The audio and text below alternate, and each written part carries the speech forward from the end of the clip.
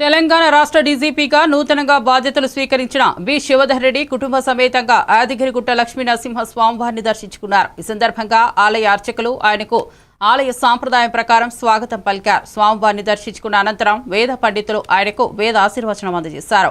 అనంతరం స్వామివారి చిత్రపటం లడ్డూ ప్రసాదాన్ని అందజేశారు. ఈ కార్యక్రమంలో జిల్లా కలెక్టర్ హనుమంతరావు, పోలీసు అధికారులు, ఆలయ అధికారులు పాల్గొన్నారు.